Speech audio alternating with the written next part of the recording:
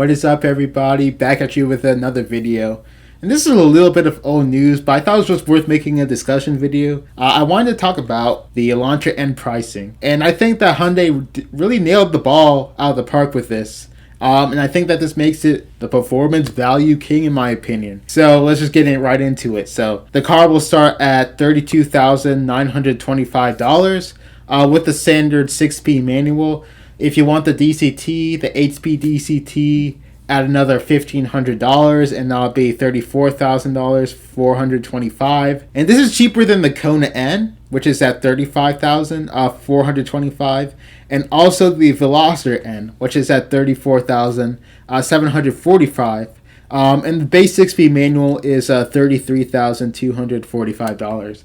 And I think they were able to do this compared to the Veloster N. At least the Veloster N is because the Elantra sells more units than the Veloster. I don't really see too many Velosters around when I'm driving around, and I see around the same amount of, a slightly less N's than I do like a regular Veloster, in my opinion. They probably sell a lot more Elantras, and that's how they were able to get the price down. Maybe a similar situation with the Kona, but they probably priced the Kona a little more than the Elantra just because it's supposed to be that CUV. CUVs are more expensive, etc., etc. So let me go over some of the quick features. With the exterior, it's been pretty controversial.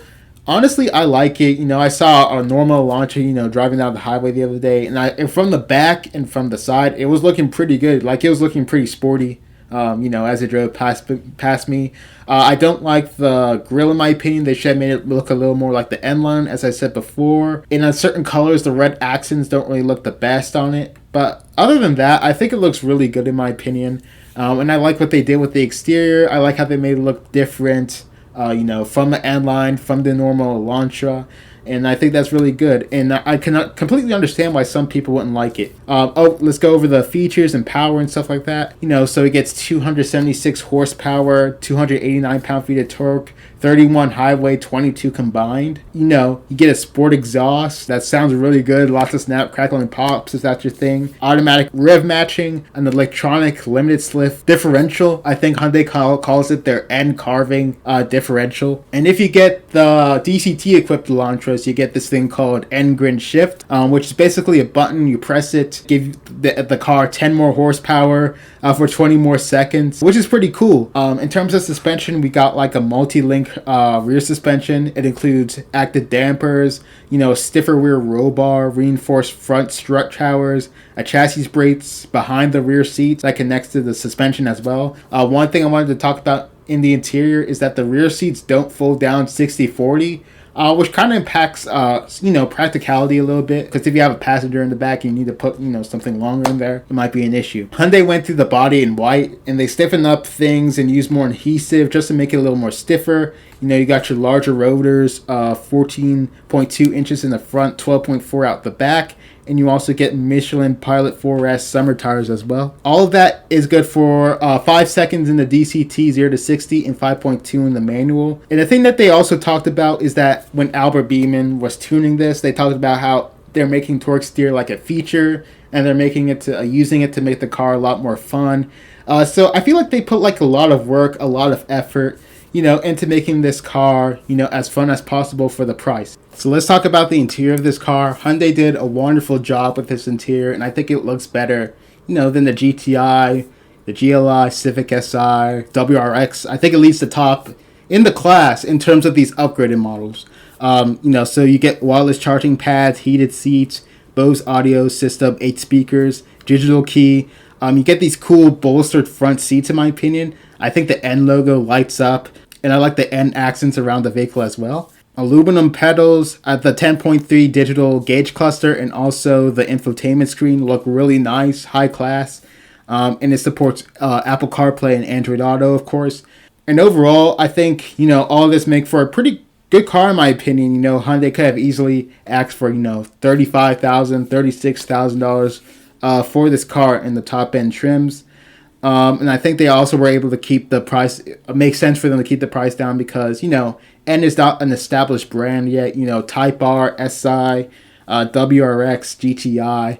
They'll have more cachet, and Hyundai needs to make sure that, they can reel some customers in to their own vehicles and actually make a profit off the development costs and all that of these end-line end vehicles. And it's also, they gave us a lot of what we asked for, A lot of people didn't want the 3-door Veloster N, and you get 4 doors with this. They wanted something value-oriented like the SI, but more power. This has that. They they just did a good job in my opinion. And I think it'll be pretty good before electric cars come in and, take all the thunder. There are a few things I would fix on this in general. It has a good slew of safety features in my opinion.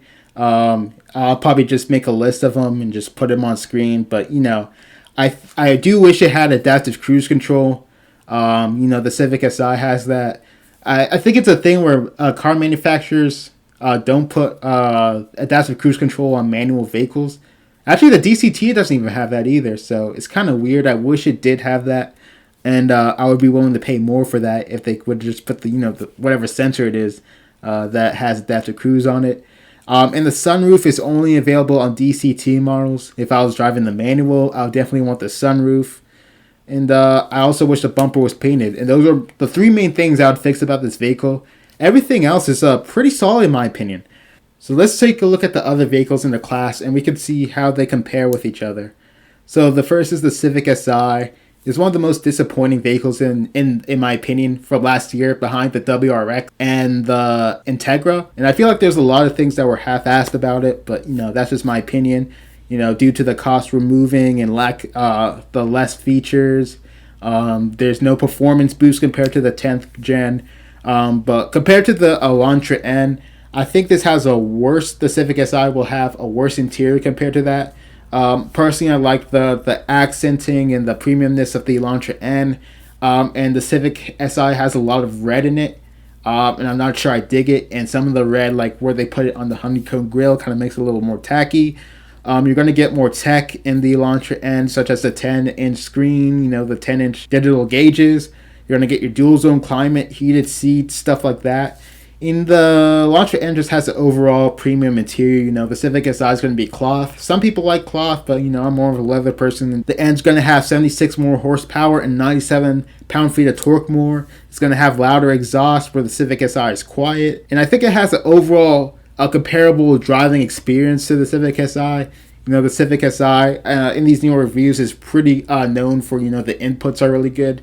I think that Elantra N are like a step down below that, but like the rest of everything else makes up for it. You're going to get the better tires with the Pilot 4S's. You're going to have similar carb capacity, but the Civic Si does have some advantages. You're going to have better safety equipment, mainly because it has adaptive cruise control on the manual transmission. The fuel economy is going to be significantly better. I think it's 37 highway, 28 city. And the SI is probably going to be have an easier dealer shopping experience. It's probably going to be easier to maintain and more reliable. But when you look at it, the $4,610 that it would take to upgrade from the Civic Si to the Elantra N is not completely unreasonable. Because if you want the amount of horsepower that the Elantra N has, you're going to have to put money in the Civic Si and maybe void your warranty. You want the same exhaust, you're going to have to upgrade that as well. And on top of it, you get a bunch of premium features that the Civic Si doesn't offer the way it is spec now. If you look at the Type R, it's going to be less performance, of course. But of course, you get cheaper. It's going to be a little cheaper. I think the interior of the Elantra N is better than the 10th gen Type R. You'll have to see for the 11th gen, but I kind of like how the 11th gen looks a lot more. This is going to have a better exhaust sound than the Type R. The Type R is a hatch, so you're going to get more practicality. It's probably going to have 60-40 seating split. It only seats 4 though. We don't know about the new generation, so we'll have to see. And it also has adaptive cruise control. This is likely going to have better inputs than the Elantra N. But the Elantra N is going to have a more raw driving experience overall. Now let's talk about the Volkswagen GLI. It costs slightly less than the Elantra N at $31,990 for the manual. And I think it's an extra $1,000 basically for the DCT. But you're going to get less power, 228 horsepower, 258 pound-feet of torque.